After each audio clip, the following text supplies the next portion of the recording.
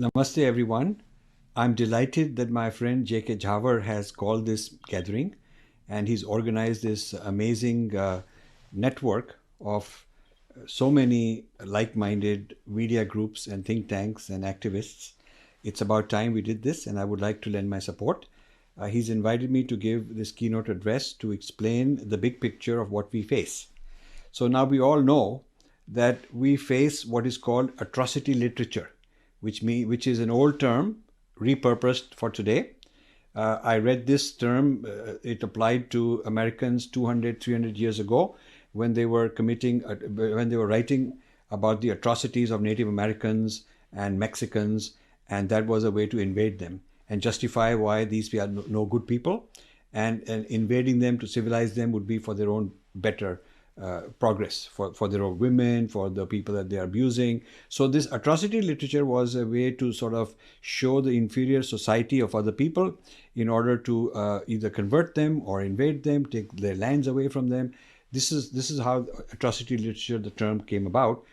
And about 30 years ago, I repurposed it for discussing atrocity literature against Hindus, against us. So it's not a new term, but applied to a new situation. So we react when we face what we've called Hinduphobia, which is also an old term repurposed for what is happening in today's media, which didn't exist 100 years ago, what is happening in today's academics, which didn't exist 100 years ago, what are the lenses that did not exist earlier. The lenses we're dealing with today, which are being applied, didn't exist. So the purpose of my talk is to explain how the atrocity literature is being done today, and where is it headed in the future, and what must we do about it, and what is our state of affairs in dealing with this. I mean, we know the other side is advancing. The lens that they're using is not static, it's always changing, developing new things. Are we also changing? That's the point I want to discuss, because it's not good enough to react to this episode, that episode. A lot of us are basically saying, here is the latest scandal, last week they did this, we go, that's good. We should document it. We should also file legal cases. But we should also understand deep within what is their ecosystem, who funds it, what are the theories that they have developed, how they're infiltrating the minds of our young people, our universities, our education system, our bureaucrats, our politicians, our billionaires. They've infiltrated this kind of thinking of atrocity literature production, has infiltrated our own society. So I want to give you a little breakdown, a little meta-narrative, a little sort of framework how to think about it. So this business of dismantling Hindutva, dismantling Hinduism is almost like a call for genocide, because atrocity literature was a precursor to genocide. It is a very serious statement I'm making. When they profiled certain people as inferior, it is inevitable they invaded them. There were many genocides committed. There was so much persecution done, but it all had to be justified as something good. So if we create atrocity literature about somebody, then we can say, okay, they deserved it. They deserved it. So we did this. Maybe we'll upgrade them, improve their society, civilize them. Now, the theories by which they have profiled us are called critical theory, literary theory. These are the terms. These terms didn't exist decades back. These are new terms. So don't tell me that Hinduphobia is old. The term is old, but what it meant at that time is different from what it means today. Because critical theory, as we know it today, literary theory, which is the drishti through which they see us, did not exist. Our term for the theory to study something and to argue about it is siddhant. We have siddhant. That siddhant is how we argue, how we reason when we have some situation. Mimamsa is a very technical term, how we deconstruct and give answers, rationalize, give our point of view. So what we call siddhanta or what we call mimamsa, the Westerners call critical theory, literary theory. So what does this mean? What is this literary theory that they have developed through which they are seeing us and developing the atrocity literature? That's very important for you to understand. Rather than just complaining about one episode here and there, you should understand when they say literary theory, when they say critical theory, which is at the heart of liberal arts. And our national education policy wants to bring Western liberal arts into India. What a bad idea. If you bring Western liberal arts into the IITs and IIMs and medical colleges, you will create many more JNUs, many more Ashoka universities. Already they are creating a Kriya University near Bangalore, which is being funded by, I'm told, some billionaires.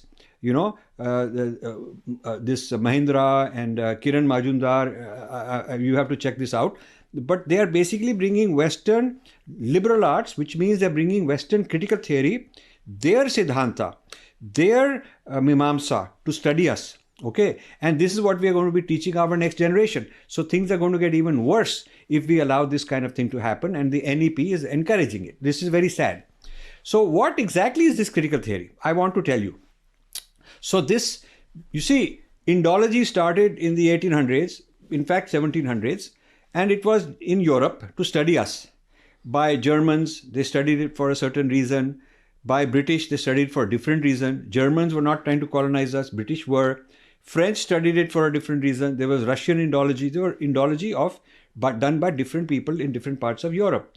And then the Americans called it Oriental Studies, and they brought it into Harvard. They also started studying it.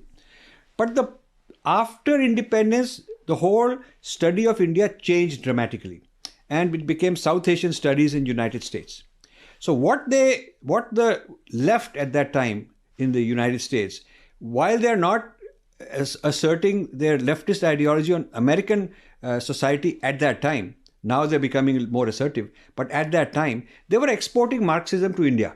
Like the Soviets were exporting Marxism to India at the ground level for political purposes with CPI, CPM. The Americans were exporting it through Ford Foundation for ideological purposes, sending anthropologists, sending social scientists to study India and to tell us about who we are. And that was how atrocity literature was being done. So this Marxism then got replaced by several layers. Post-colonial studies, a gigantic intellectual scholar called Edward Said in Columbia University, he started what became known as post-colonial studies, which means that we criticize the colonizer. Now that sounds very good, and they did a good job of criticizing the colonizer. I learned a lot from people who did post-colonial studies. But soon the game changed. They replaced it with something called subaltern studies. Now what is subaltern studies?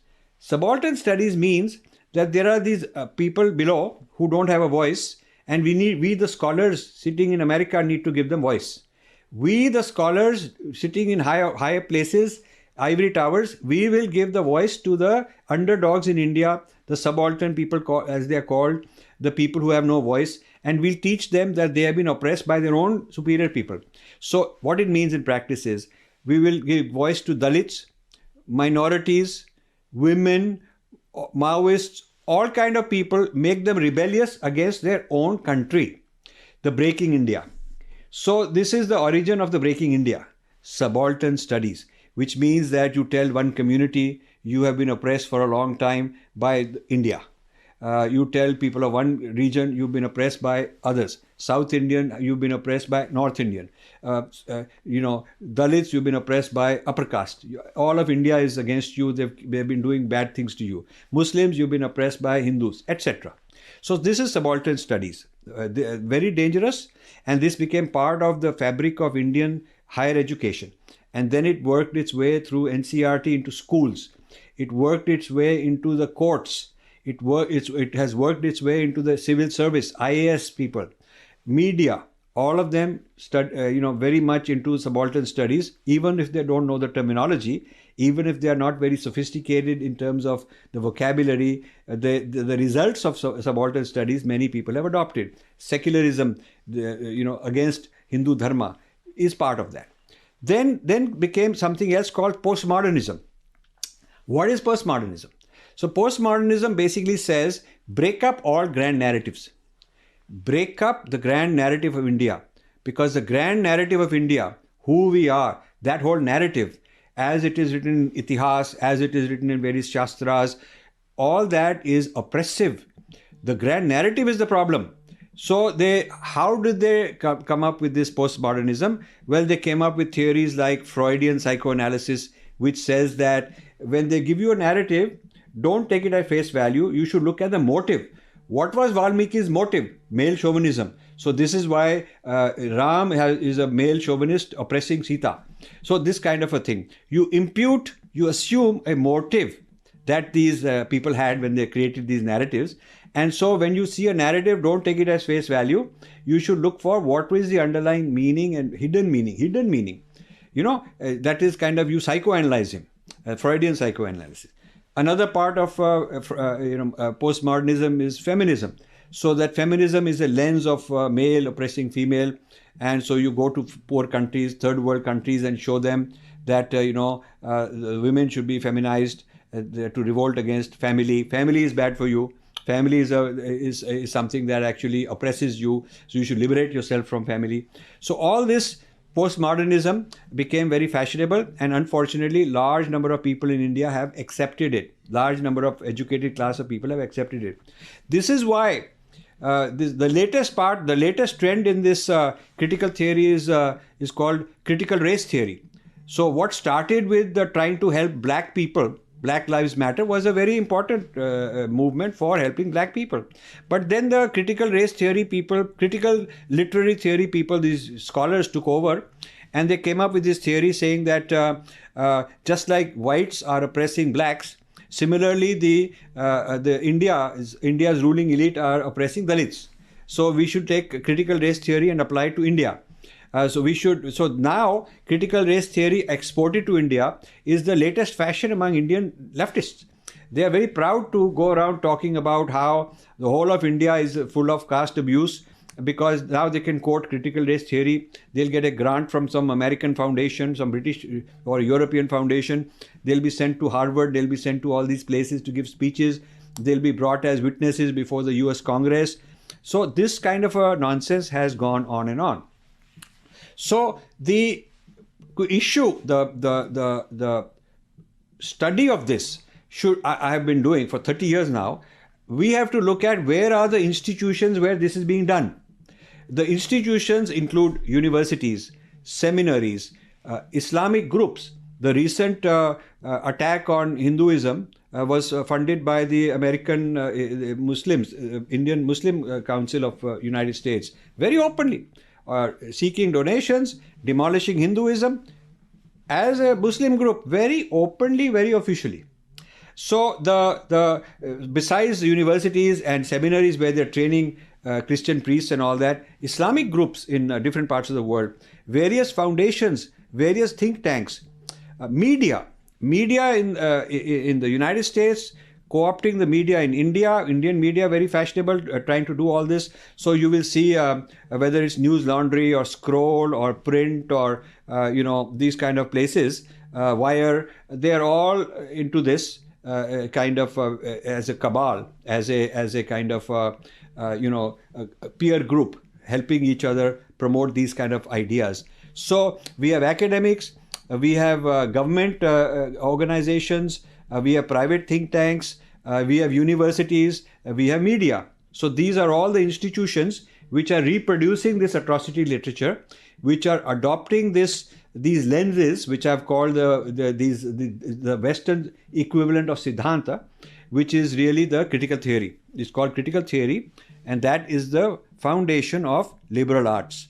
So when they say bringing liberal arts, you got to be very careful. You got to say, please give me your critical theory that you're going to bring. You should know that.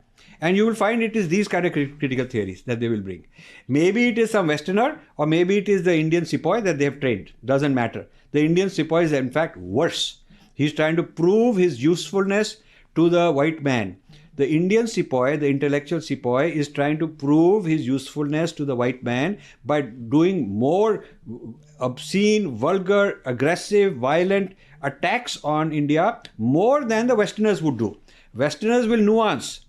We think that the worst people are the white guys. They are very subtle, very sophisticated. They will play a certain way. They're diplomatic also. They give you indirect messages. But the Indians are crude, rough. They'll do all the dirty work. They are the foot soldiers. So I call them sepoys.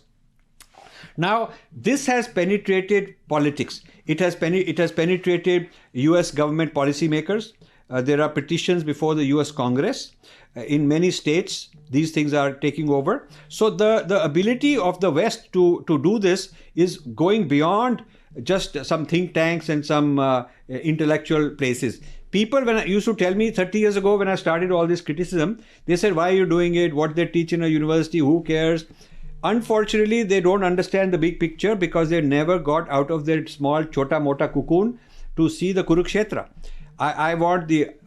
It took 10, 20 years for the RSS to start taking my work seriously, for the BJP to start taking my work seriously, for the Indian government, for the gurus, for all of our intellectuals who are supposed to be defending our dharma, they were not paying attention to this. One guy can only do so much fighting. So I have to tell you, it's very disappointing how slowly people have adopted this knowledge, understood this knowledge, and started taking it seriously. That what starts in a university does not stay in a university. It's spread all over. And it comes to India, it comes to textbooks, it comes to government policies. All of that is the spread of Western literary theory, critical theory, which is like their Siddhanta, their lens, and that studies us and comes up with all kind of nonsensical conclusions about who we are and demolishes the ideas to demolish our grand narrative. Now the question is this: where are we headed? And I have written this book on artificial intelligence and the future of power, where I'm explaining that the Breaking India forces are using new technology, social media technology, algorithms that are empowered, weaponized, to actually break us up even in a more radical way. Now they are entering our minds through the memes, through the messages that are very subtle messages, through social media and various other ways. So I'm calling it Breaking India 2.0. And this Breaking India 2.0 is far worse than the Breaking India I wrote about, 10, 12 years ago in some books. And now the Hindu response is discouraging. The leaders at the top are not out in the front, leading from the front whenever there's a crisis. They're sending junior people to do the fighting. Like we had recently, the global dismantling of Hindutva, a series of conferences, talks with 1,000 academic people joining, a lot of them from India with Hindu names. So our leaders didn't show up. They said junior people, they may have written some little note here or there to show support. Even worse, some gurus said, we should not be involved in fighting these people. We should be involved in solving our own problem. In other words, they are actually claiming we have to solve our problem. We are the cause of this fight. It is our fault. It is not the fault of the people who are aggressively fighting against us. One very prominent guru in Bangalore, if I name him, it creates more issues and fights. But he went on Twitter to say, the problem is not these people who are attacking us. The problem is we got to solve our own caste abuse and all that. Now, let me tell you, of course we have to solve our caste abuse. Of course. But whatever is going on in my family is my private affair. Of course, I have to solve it. But that doesn't mean I should not defend against outsiders attacking me. When outsiders are attacking me, we have to unite, fight back. And we expect the gurus to help us, lead, rather than discouraging us from fighting them. So this is a problem with our own leaders being a bit muddled up and a bit compromised in some ways. The Sangh Parivar, as I said, has amazing individuals. I meet them, junior people, middle people, especially top people, extremely smart, very good human beings on a private level, personal level. But what about as an institution?